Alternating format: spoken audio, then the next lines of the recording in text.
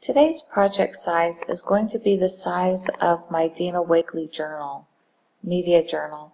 So I'm going to insert a square, I'm going to unlock, and I'm going to make this 10 inches wide by 7.25 high. So I'm working in a horizontal instead of the vertical view of the book itself. The reason why I'm designing it this way is because this file will be made public. So if you want to convert this file to a card, which I'll show you at the end, you can easily do so by just resizing this. So I'm going to lock these proportions so that it'll be easier for you to resize them if you want to later on. So this is just so I have the general idea of what my background is going to look like. I'm going to be painting the background. It's a canvas paper that's in my journal, and I'm going to be painting it this dark blue color here. So then I'm going to add some text. Let me go zoom back in so you can see it better. But I'm going to change it to a system font that I already have that's called Century. And I'm going to do each letter individually. So the letter L, and the font size I want to do is going to be 230. I'm also going to change that to the gold color because I'm going to be cutting it from gold foil. I'll be doing the same thing for the following letters.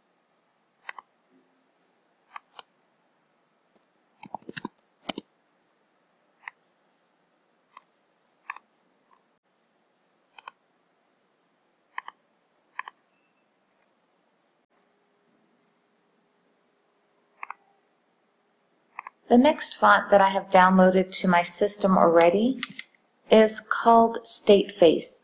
I believe I found this one on DaFont.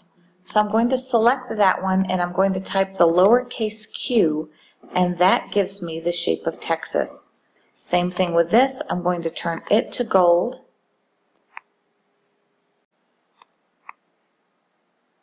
Now that I know what size I want the Texas to be, I'm going to add a heart for where Houston was located.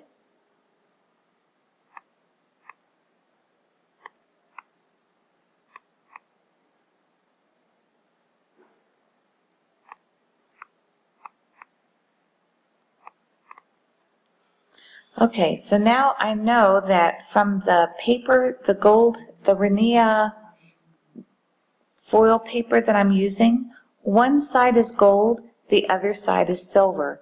So what I'm going to do is when the Cricut cuts out this heart, all I'm going to do is flip it over and put it in the same spot with the silver side showing. But to make sure that it cuts, I'm going to go ahead and slice. And so I'm just going to remove these pieces out of here. And for now it's going to kind of look like it's transparent, but it really won't be. So for the phrase y'all, I'm going to switch this to another font called Aldine, which is an interesting choice as well because that's actually the name of my school district that I grew up in that area in Houston that was affected. Okay, so for this one, I'm also changing everything to gold, but now I'm going to ungroup all of these because I want to weld these letters together. I'm going to move the apostrophe out of the way, and I like to work on a line when I'm putting letters together.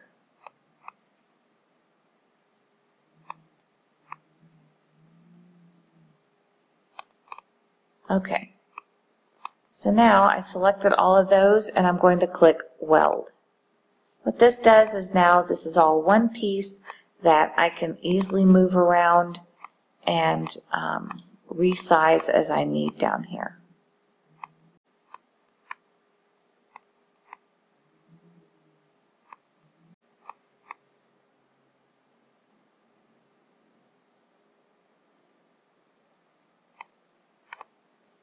Okay, so now I'm going to insert an image, and it's an image that I don't own, so I'm going to go up here and type in Bluebonnet.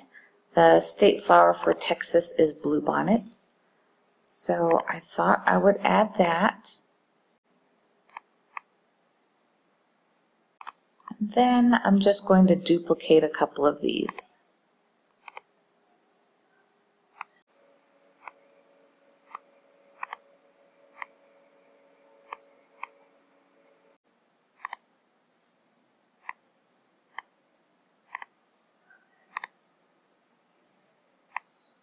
Now I'll flip them.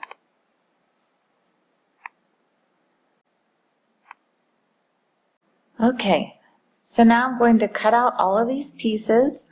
All the letters will be cut out from the Rinea gold and silver foil paper.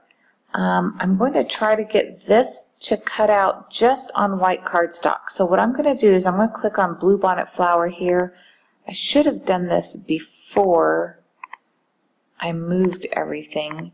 What I'm doing here is I'm making sure that all of the layers actually end up going on white. That way it'll cut out just on one sheet of cardstock and I won't have a lot of mats.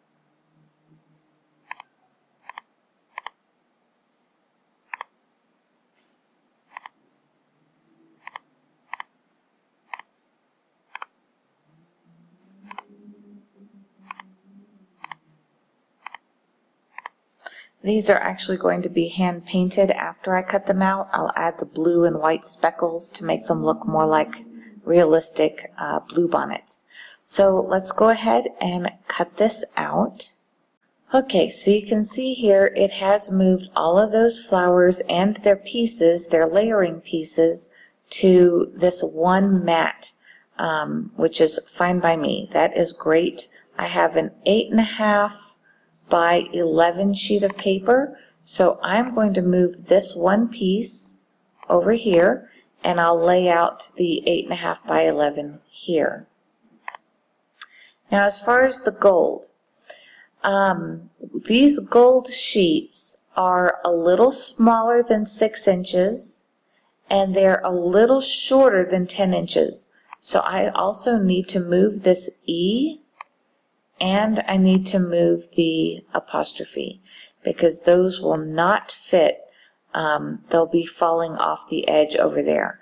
However, all of those elements for this project do fit on one sheet of the Rinea gold and silver paper foil because that paper is going to be 6 inches by a little bit under than 10 inches. So all of this is going to fit just fine. Now, just to make sure, I'm going to go ahead and move this yawl up a little bit, just to make sure that it doesn't get cut short in any way. Alright, so that mat looks good. And this mat I'm not going to need because this is actually just mimicking my actual background. So that one I'm not going to worry about. I'll just cancel out of it before I get to there. So let's go ahead and start by cutting our first one, but first I have to purchase that 99-cent file of that blue bonnet.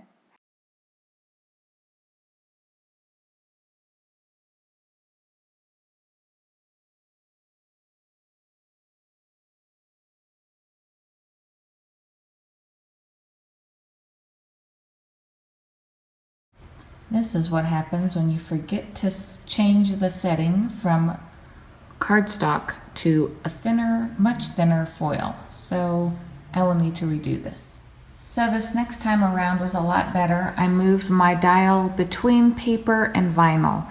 Since this is paper that has been foiled, I thought that that would be a good setting, and you can see it was much better.